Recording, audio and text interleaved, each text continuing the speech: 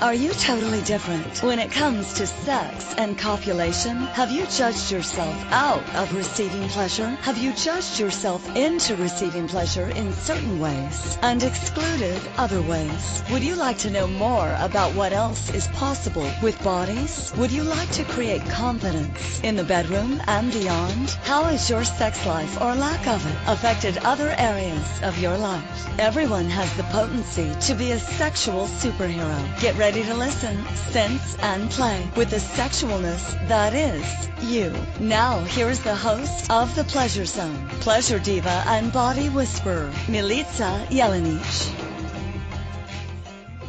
Good evening, sweet pleasure seekers. Welcome to The Pleasure Zone. And we were actually going to be talking about something pretty different today. Well, let's face it, I think I say that literally every show, and I'm like, wow, look at the topic that we chose today. I actually really do let the Pleasure Zone choose the topic for me to talk about, and sometimes I'm even like, can't believe I'm talking about this. And it's a pretty fun topic. It's right now, for those of you who aren't aware, this show is actually being live right now on Canadian Thanksgiving. And one of the things that I was thinking of is, what am I grateful for when it comes to being a woman, being sexual, being alive in this day and age. And one of the things that first popped in my mind, because this is the kind of crazy I am, was I'm so glad that I won't get arrested for masturbating in this lifetime. That's really great that I'm aware of, because historically that could have happened.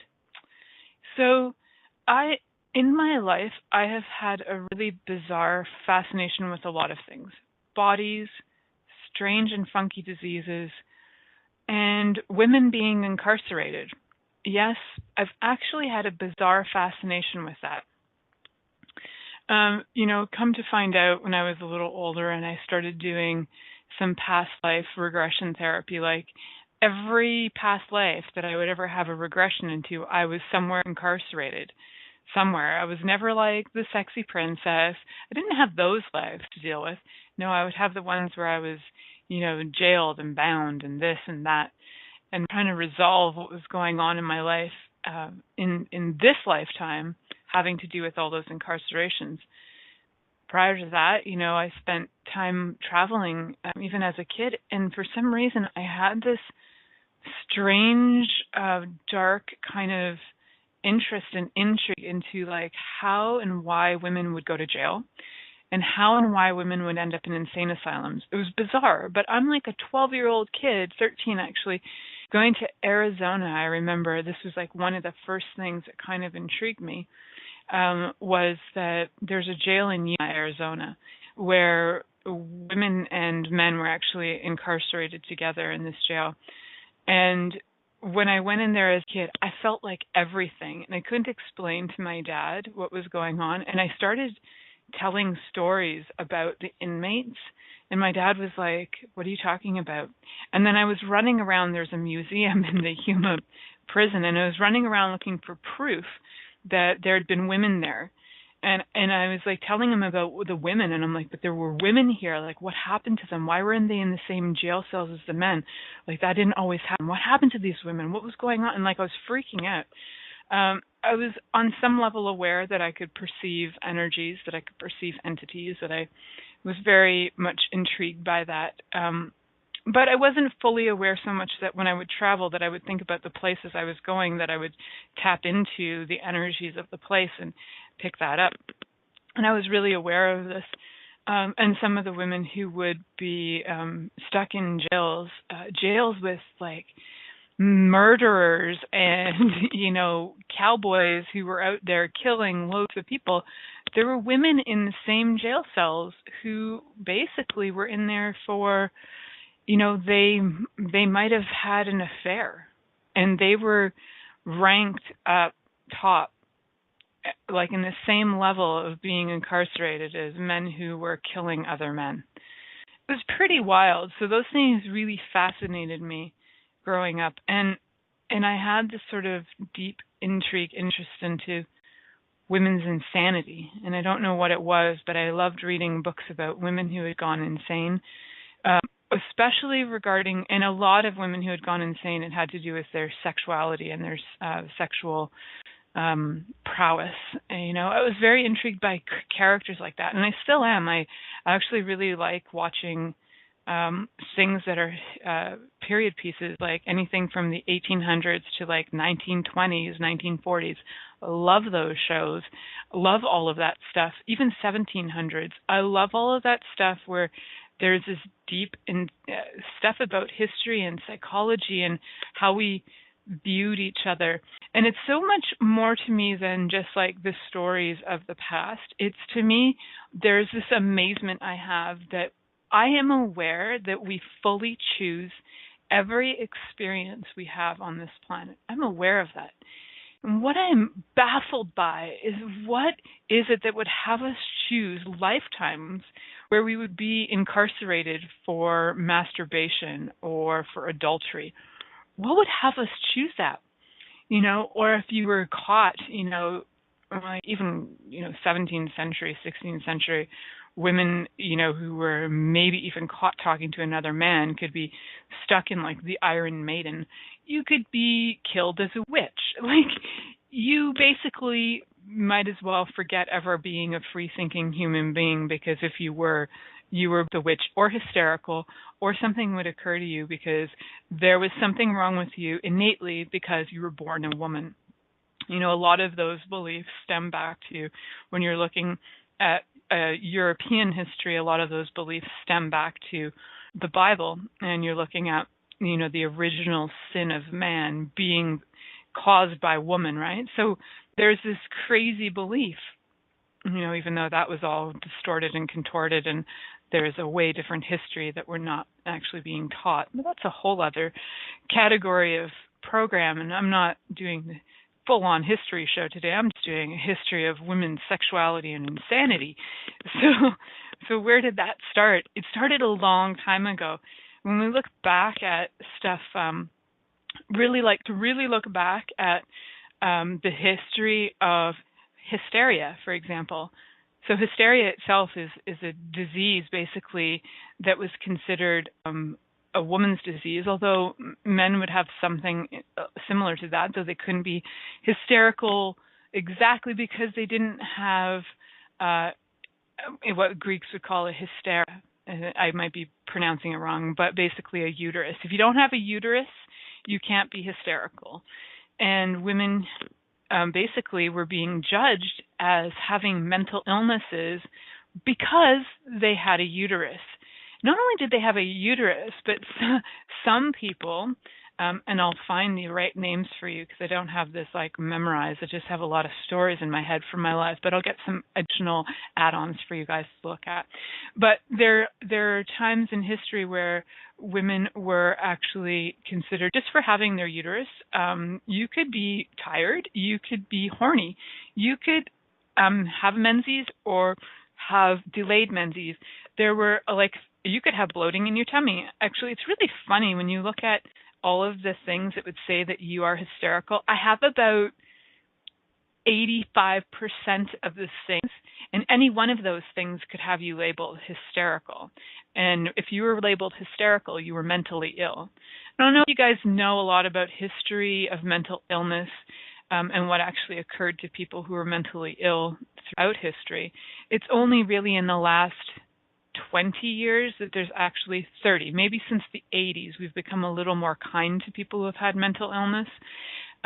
Maybe we're looking now more at them not as a fringe of society that's disgusting, that needs to be locked up and put away. And maybe in the last 20 to 30 years, we're actually looking at how to actually work with people who are maybe not exactly like your so-called normal, right? And I definitely think everybody I know falls into the fringe category. We're all, even women who are like free thinkers, were considered to actually be insane. That was one of the things that cracked me up the most, is like, every woman I know is a free thinker. We all would have been insane. We all would have been in the insane asylums together, hanging out. And so yes, like historically and hysterically, there was like the insane asylums and the poorhouses were one and the same. Pretty much, if you had no money, you would go to a poorhouse. If you were lucky, you might get a scrap of food. Well, the insane asylums were not that different. They were all kind of the same situation, basically. Empty floors. Maybe if you were lucky, there was going to be some kind of straw on the ground. If you were lucky, you might eat. If you were lucky, you might catch a rat to eat. If you were really lucky, you might have somebody who had money that could actually pay for you to be looked after. But the women who were in there, generally, even if you had a husband who died and you didn't have a means to look after yourself, and this is like Europe, and this is like North America, and this is like the last 100 years ago, 30 maybe years ago, late 1880s maybe, something like that. Prior to that, women would be stuck in these poorhouses, basically insane asylums. So just because your husband died and you have children, you are not actually, by some standards, considered fit to look after your children. So you would be sent to an insane asylum or a poorhouse because you either didn't have the financial means, or you might have been crying too long because your husband died, which made you hysterical, which meant that your uterus was in charge of your life. That meant that there was something definitely wrong with you and they needed to take charge of that. On the flip side, what was really bizarre is, there was a point where women would end up in the insane asylum if they were not relieved of their hysteria through the doctor masturbating them. They would be sent to the insane asylum. Now, I don't know about you, but if I had a good-looking doctor in the 1800s who had pretty clean hands and, had a method, I might fake hysteria a few times just to show up and have my special masturbation treatment. Pretty fun, right? Yes. So, yes, if you were considered sad too long, you were considered hysterical. Even showing that emotion publicly could be embarrassing. So there was a law that would actually have you considered hysterical that could either get you to the hospital, to the doctor's office, where he could either perform masturbation on you. And there came a time where the doctors were getting overrun with hysterical women, especially in North America. They started to feel like there was just so many women showing up with hysteria, they couldn't keep up with it. There are some people who believe that the original vibrators were actually developed to assist doctors to relieve women of hysteria.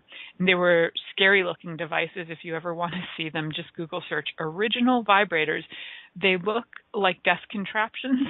And I would be freaked out to stick one in my body, especially at the time it was like DC current and going through your body. Freaky. Oh, it's like being in an electric chair. I don't know if you'd be stimulated or fried. I really don't. I don't know what that would create, but pretty mental, right? So, yes, I am so glad this era is over and so grateful. My gratitude, and it was so funny, like, what am I grateful for? I'm so grateful that I live in a time and age in society where I can freely masturbate if I want to. I can even be sad for more than 2 hours if somebody I know dies. 2 hours was not the standard. I'm just giving you a joke time because it's so ridiculous that, to me, that you would have a certain amount of time that was allowable after which you were considered excessive grieving and having hysteria. So it's really a fascinating thing to me, and I'm just so grateful that I live in a time and age where that isn't the case. But my great-grandmother and my great-great-grandmother grew up in a time when that was the case. And I looked at that, too, just before started the show. Just my great-grandmother was born in 1896. She died in 2002. So calculate that. She was 106 when she died. An amazing, free-thinking woman. And in 1914 or 1915, I believe it was, she was 16 or 17 years old and a very free thinker, very sexually interesting person. And she went and got pregnant before marriage. She was really dynamic. She was entrepreneurial in her way of thinking. She was into buying properties and getting herself established. She loved saving money. She loved having money, and she died with a lot of money. And she was just fascinating that she was so liberated, but that was just around the turn of the century. That was around 1914, 1915. But believe it or not, it wasn't until 1952 that hysteria was no longer considered a mental illness. That's pretty crazy. That's that long ago. My mother was 4 years old when women were stopping being considered hysterical. So, something to think about, right? So, we have a lot to talk about. I haven't even touched the iceberg. I just want to remind you guys that you are listening to The Pleasure Zone here on Inspired Choices Network, and I'm your host, Milica Jelenic, and we will be right back after this commercial break. Many of us have created a lot of limitations around sex and what we are willing to choose. What else is possible beyond what we have already seen, heard, or thought of? What if now is the time for a totally different sexual revolution, taking the taboo out of all aspects of sex, sexuality, and copulation by tuning in to the Pleasure Zone radio show with body whisperer Milica Jelenic. You'll receive tools, inspiration, and a foundation to allow yourself to receive more in your sex life and quite possibly other areas of your life as well. Listen for the Pleasure Zone with Milica every Monday at 8 p.m. Eastern Time, 7 p.m. Central Time, 6 p.m. Mountain Time, and 5 p.m. Pacific Time on InspiredChoicesNetwork.com.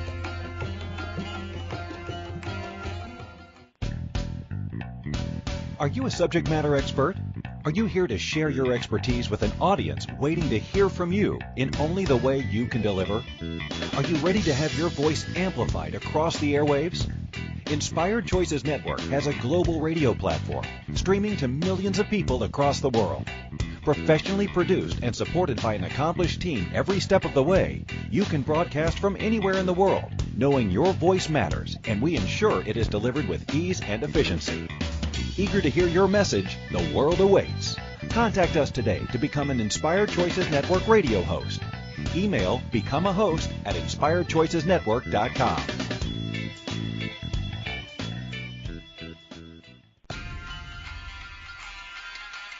This is The Pleasure Zone with body whisperer Milica Jelenic. To participate in the program today, please call in the U.S. Call 815-880-8255. That's TALK. Or Canada, 613-800-8736. Or you can Skype us at Inspired Choices Network. You can also make the choice to ask or comment by email at milicajelenic.com. Now back to the program.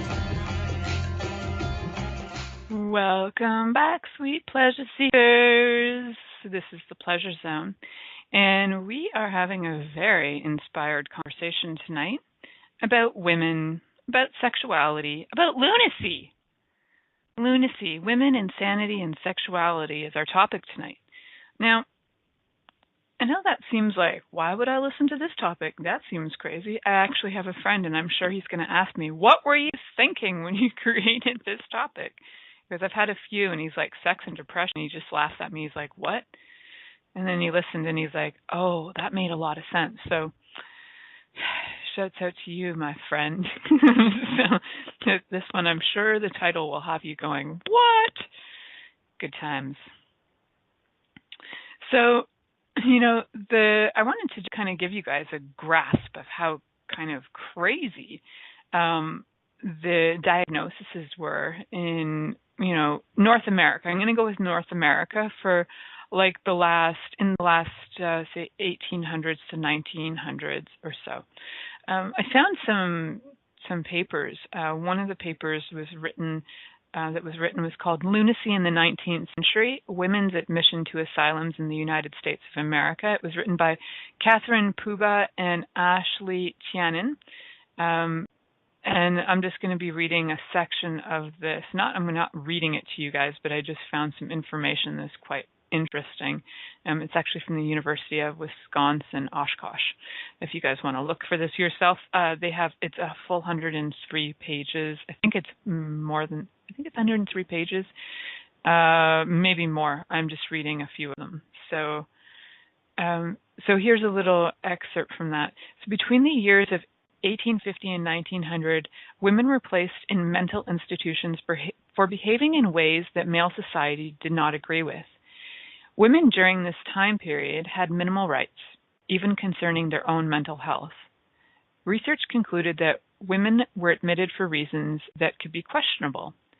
Since the 19th century, many of the symptoms women experienced, according to admittance records, would not make a woman eligible for admittance to a mental asylum today. Women with symptoms were later diagnosed insane by reasons such as religious excitement, epilepsy, and suppressed menstruation.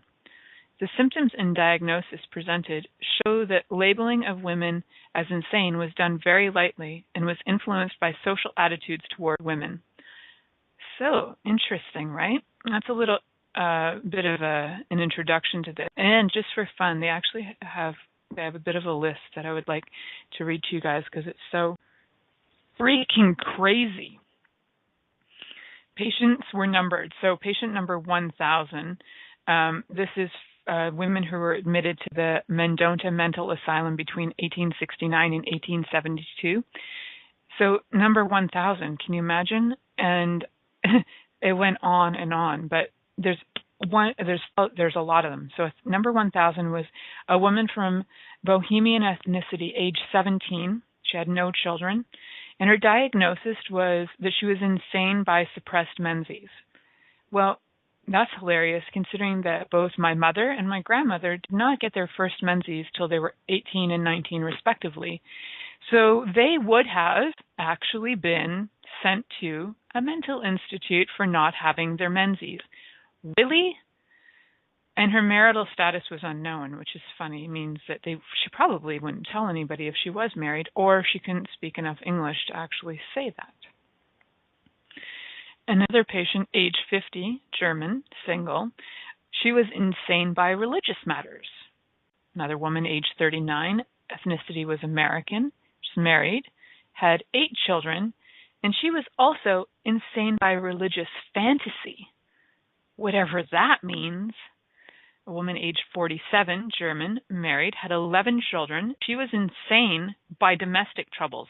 Not that we would want to assist her with her domestic troubles and maybe get rid of her drunken husband or abusive husband, lock him up. No. We got to lock her up and now put her children either into the care of nobody wandering the streets or put them into the hands of an insane person who actually created the domestic troubles. Right? And then we've got a woman who's 25 and Irish. She had no children, and she was insane by an unknown cause. Doesn't matter, we're throwing you in. You're just insane. So here are some other ones. I think the oldest woman that I have listed in front of me was age 59, and she was also insane by religious matters. And overexertion is another one. Insane by overexertion, insane by abortion, insane by loss of property, insane by mental excitement, insane by overwork and domestic trouble, insane, again, by religious excitement. There's religious matters, fantasy, religious excitement. Amazing, right? Now, this is a really fun one. There was a woman, and they didn't actually know her age. They didn't know if she had children, and they didn't know if she had marriage at all. She was American, and she was insane by nymphomania. Now, that was actually a really common. Any woman who really actually had any feelings that were sexual, and it didn't even have to be extreme. If you had probably as many sex partners as I've had in my life, I would have been considered a nymphomaniac. Anybody who's having sex with more than one person was a nymphomaniac. But I want to tip my hats off to Alfred Kinsey and a bunch of other amazing sexologists who in the 1940s and just slightly prior to that started doing a lot of research on human sexuality. It was one of my most favorite classes in university was my history of sex and psychology. And we talked a lot about Alfred Kinsey and his reports and the Masters and Johnson's research as well. And I took some of the weirdest psych classes, but man, it was like if I could get into the history of the psychology of sexuality, I was in because that was interesting. Learning if a person had an issue, not so interesting. Learning about the people who actually created a difference, that, my friends, was interesting. And when you look at actually the publications of Alfred Kinsey, and if you don't know who he is, you can look him up. I may do a show on some of the greatest sexologists of all time that I admire and I admire the work of. Maybe I'll do that coming up at the end of October. I have some guests for the next few shows, so maybe we will talk sexologists, famous sexologists throughout history. I'm going to make that a note. So he was amazing, and some of the research he did, although nowadays it would be considered pretty, in his time it was revolutionary. He was really cutting edge. He did things like film people in during sex and establish whether they had. What he was trying to figure out was there was this.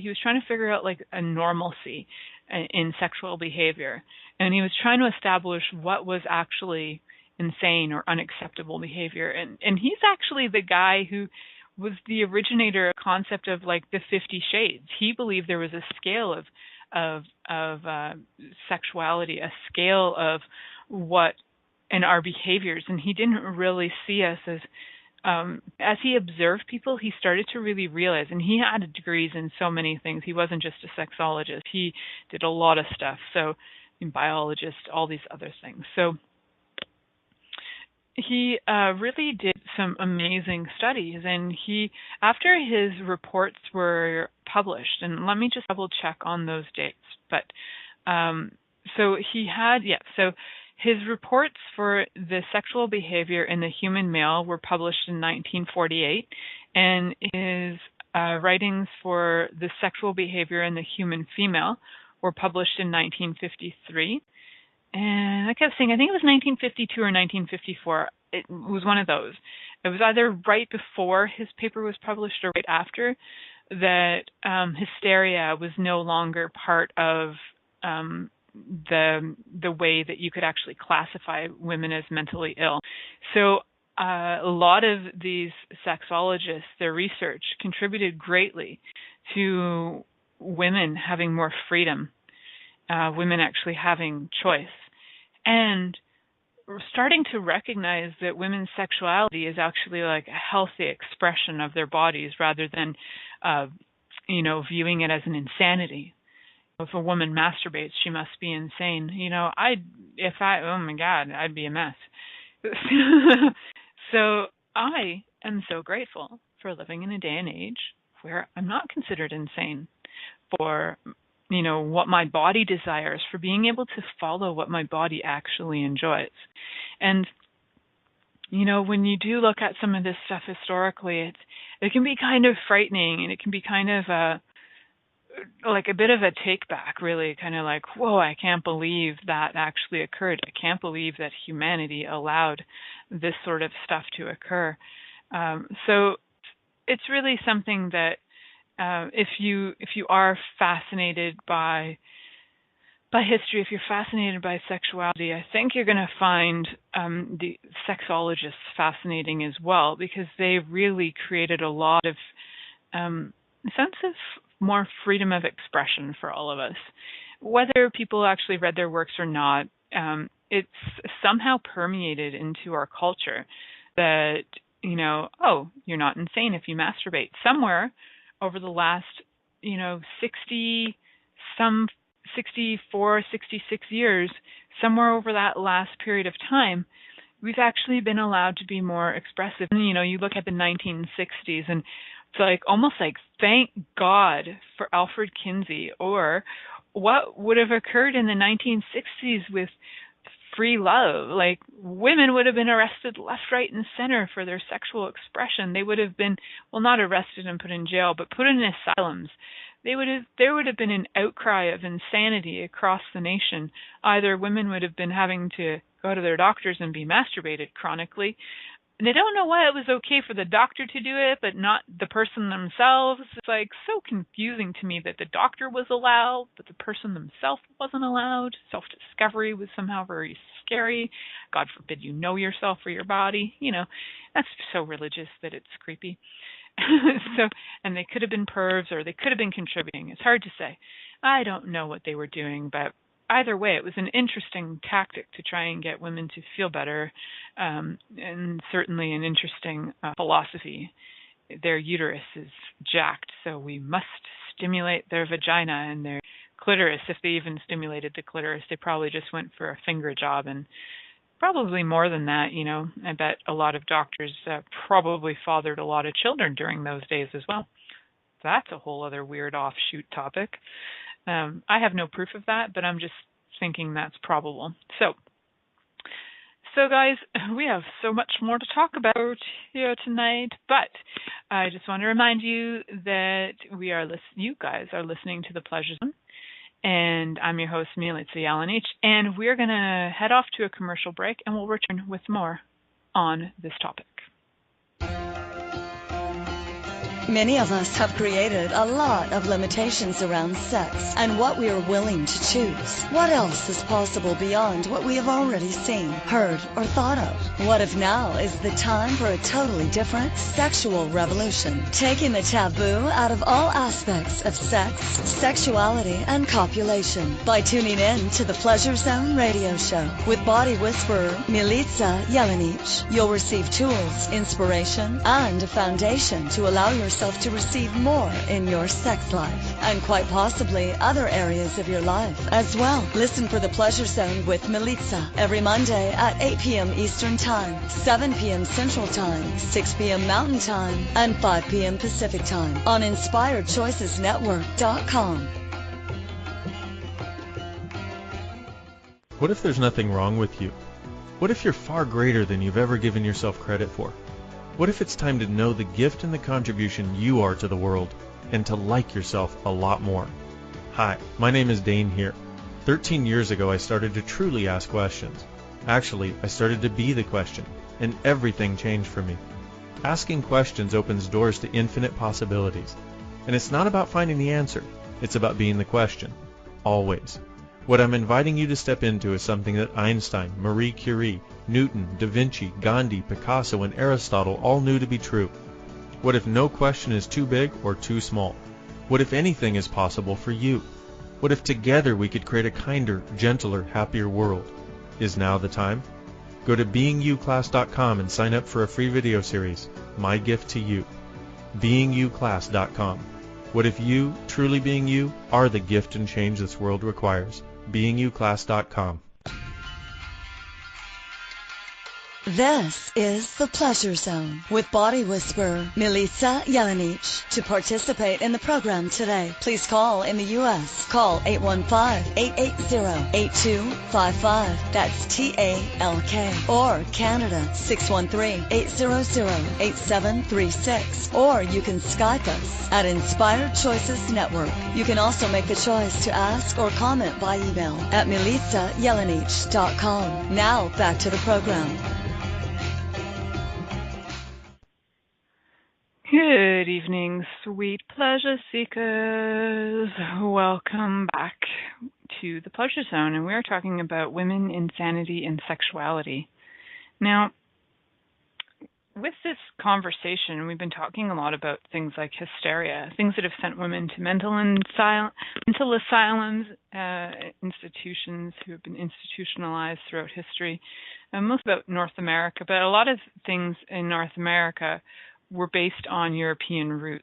They were based on, especially in Canada, a lot of our laws basically began, and our entire legal system is based on the British legal system. So having precedence on things is basically something that we got from the British legal system. So a lot of things that applied to the British legal system would have also applied in Canada. So some of those things, actually I found on a site called Criminal Lunacy. There's actually a blog called Criminal Lunacy. And the title of the blog that I'm reading is Mad, Bad, and Desperate, Crime and Insanity in Historical Britain. This particular one is Crime, Insanity, and Sex, 5 Medical Interventions. So, we had the doctors who were masturbating their patients. And then some of the other things, when you actually go on that site, it's interesting. There's what appears to be like a metal strap-on that was used as well. It's in the Science Museum, the Science and Society Picture Library. It's a picture of what is like a tin or metal sort of contraption that has what looks like a metal penis. Very fascinating. That would have been used in some way or other. Now, there were some really sick and crazy things that went on. And what they're referred to now are actually instrumental rape. Something to the effect of like clitoridectomy, which still goes on this planet in this day and age, which is absolutely freaking insane, and upsets me greatly. I don't want to get into it too much, that I don't even understand why or what gives anybody the right to think that they should mutilate another human being's body in such a way. But according to what people believe, and that is what they feel is one way to make sure that you will not have sexual thoughts. Well, you also might be freaking traumatized for the rest of your life. I am like 2 degrees separation from a woman who actually is my age and has had a clitoridectomy done to her. I am friends with her mother, and it mortifies me to think that this person had this happen to her in a day and age on a planet where women were, in North America, it was no longer considered an insanity.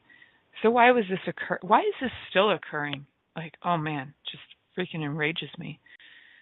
So for those of you who don't know what clitoridectomy is, I'm not going to assume that all of you know. It's actually the removal of the clitoris. Yeah, removal. So, in this day and age, they actually use rough stones or other sanitary objects to remove the clitoris of women. And this was actually still and still is considered the most controversial of all the interventions at the time as a clinical treatment, as a clinical intervention. And a pretty brutal form of trying to so-called cure somebody from insanity or nymphomania or sexual expression. Sexual expression is a disease back then, by the way. So in 1867, there was a fellow by the name of Isaac Baker Brown who was struck off for undertaking the operation with almost passionate relish. He was dismissed as questionable, compromising, and unpublishable. So that was at least a step in a better direction, that they started to realize that maybe the person performing these things should not be thoroughly enjoying the mutilation of women. So yay for him. But really, that was just the start of it. It's not like they stopped doing it altogether. He actually claimed that the procedure, he actually said that it was almost like that the masturbation theory wasn't working so much. So he thought that the best way to alleviate that was to just remove the clitoris altogether. Right. Insane. Some of the other nastier treatments, sticking to some of the nasty treatments, labiaplasty. If you've never heard of that, it's actually a common and bizarre one that people are actually performing to themselves. Not themselves, they're not actually cutting off their own labia, but they're voluntarily going in for surgeries with plastic surgeons to have their labia either shortened or removed. Now, for those of you who know, I talk about these things very bluntly on my show. I have very prolific labia. So if I had this, probably I, would have had my labia removed. So, they thought that removing the labia could actually be more effective, as if somehow the labia was creating more desire for women. Well, I'm thinking that having it removed would definitely relinquish my desire in a huge way. Certainly not make me think of wanting to have sex, because I would be mutilated in the crotch. And you better believe that in 1867, that was not something that was going to turn out pretty. They were not doing operations very well, and they certainly weren't thinking about sanitary conditions all that much. So if a woman didn't die from the operation itself, she could die of secondary infections which a lot of women actually did die of secondary infections from all this crazy shit that happened. My first swear of the day, believe it or not. I'm kind of surprised I held back on that.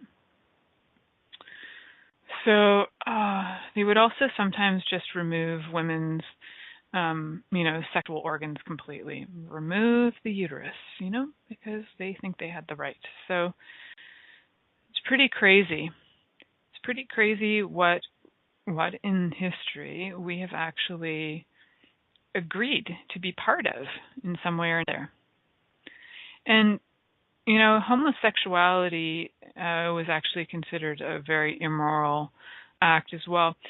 But it's weird because women could kind of almost get away with being lesbians. Like, they had a better chance of expressing themselves as lesbians than men did. So that would be a whole other topic as well about men. Actually, some men did get in trouble for that, but pretty crazy.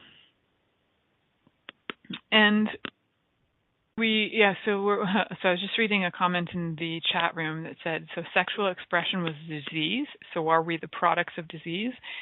So according to, Victorian era, we would have been the product of disease. Yeah. Interesting, right? So how much does that create judgment in our world? I mean, that's going back century and a half, but we're looking at people who in our lineage have passed on DNA that has memory, that passes on more DNA that has memory, or even the touch of one family to another family member that passes on that way. That information is being transmitted and transferred to us generationally. So everything that brings up and lets down, we're going to do a clearing for tonight because, man, I'm sure this show is going to bring up a frack load. Everything and anything that this show has brought up with you so far that's just making you feel like freaking killing people who committed clitoridectomies, or just wanting to thrash against the people who put women in, or maybe you're cheering on the people who put women in insane asylums. I don't know, but whatever it is that's getting some emotion going up and down and twirling your head into bits, let's just eliminate it. Let's just let it go, drop it, expand out, be a lot of space, because if we are a lot of space, we can actually perceive and see if this is still going on the planet, where it's going on, and maybe then we can actually have a way of changing that. But if we make it so freaking wrong that we don't want to see it and we don't want to be faced with it, we can't actually see where it's still occurring, and we can't actually be the creators of change. And that's really what I'm interested in. Yes, I like history, but I also like to look at it as, wow, I'm using this as a form of awareness so that I can be aware of if there's anything even 1% like this going on the planet, that I can be aware of it, and maybe by being space, by being me, whatever contribution I can be, I can actually facilitate change with that. That's what I'm interested in. Where can I facilitate change with any of this? Fascinating and strange judgments that have been placed on women. A lot mostly about women historically. And why women? Well, we know that women have been seen as really powerful. You see a person bleeding for, 3 to 7 days, and they live. If a man bled for 3 to 7 days out of his penis, would he live? No, he probably wouldn't. We're mysterious. We're crazy. We're fascinating, witchy beings. How do we do these crazy things like birth a baby out of the small hole called our vaginas? How do we do that? We're just amazing. And 100% for sure we were considered potent and powerful. So got to repress that. Anything that would have a woman express herself sexually or be excited to be part of that, then, I think what would we be, sorry, I'm trying to think of like a way to give you a summation of this. So I'll think about that summation actually, because my head's going in every direction right now. So many things I want to talk about. So yes, women have been seen as very powerful throughout history. And as a result, women have been suppressed. Because you would never want to have somebody be more powerful or step into their power. How would you oppress and suppress an entire it's not even a race, women? How do you repress an entire planet of women without making them subject to feeling that they're less than? You have to make them feel less than. You have to make them feel crazy. And you have to, for generations, tell them that they're insane. And still to this day, women will say stuff like, oh yeah, I'm feeling weird, I'm PMSing. Like, we try and say that we try and actually out ourselves as insane. Oh, just warning you, I'm PMSing. Might act out, might be a little funny. Really? What if we're just super freaking powerful and we can step into it and own it and not actually try and claim insanity before there is even an insanity? Because there's no insanity. You're powerful. Your body might be a little tired. Your body might be experiencing something, but holy God, that's your body. You've had it your entire lifetime. You know what's occurring with your body. You know, and will you listen to it? No, probably not, because you know, if you did in the past and if you did throughout centuries, you would have gone to an insane asylum, right? Don't want to listen to those urges, right? Ugh, isn't that ugly? So everything that brings that much down, just and make sure that stuff is out of your universe. So guys, we're going to actually have a last and final break. I just want to remind you, you're listening to The Pleasure Zone here on Inspired Choices Network, and we're going to head off to our last commercial and wrap this show up right after this commercial. Many of us have created a lot of limitations around sex and what we are willing to choose. What else is possible beyond what we have already seen, heard, or thought of? What if now is the time for a totally different sexual revolution? Taking the taboo out of all aspects of sex, sexuality, and copulation by tuning in to the Pleasure Zone radio show with body whisperer Milica Jelenic. You'll receive tools, inspiration, and a foundation to allow yourself to receive more in your sex life and quite possibly other areas of your life as well. Listen for The Pleasure Zone with Milica every Monday at 8 p.m. Eastern Time, 7 p.m. Central Time, 6 p.m. Mountain Time, and 5 p.m. Pacific Time on InspiredChoicesNetwork.com. Hey everybody, this is Dr. Dane here, and I would like to invite you to an adventure in being. I've just written and finished a new book known as Being You, Changing the World. Are you one of those dreamers? One of those people who's always known that other possibilities should be available but haven't yet been able to see them be created? Well, I wrote this book for you.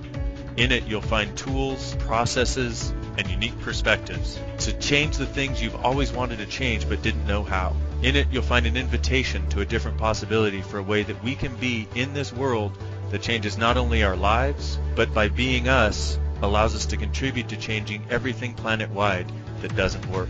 Are you aware that truly great people, truly being them, is the only thing that has ever created a great change on this planet? Are you willing to step up? Are you willing to be one? Check out a copy of my new book, Being You, Changing the World. I invite you to go to beingyoubook.com for a free gift. This is The Pleasure Zone with body whisperer Milica Jelenic. To participate in the program today, please call in the U.S. Call 815-880-8255. That's TALK. Or Canada, 613-800-8736. Or you can Skype us at Inspired Choices Network. You can also make the choice to ask or comment by email at milicajelenic.com. Now back to the program. Welcome back to the Pleasure Zone, sweet pleasure seekers. We're just rounding up the last part of the show tonight. And I just wanted to trace over some of the things that we've gone through. If you have been listening to the last 50 minutes, you might have enjoyed and both been mortified by some of the information I've been sharing. I didn't even get to about 1/4 of what I'd like to talk about, but I realized that I can probably split this show into a few episodes throughout the year to not mortify you entirely all at once in like 1 month. Maybe split it up a bit to give you little doses here and there of mortification.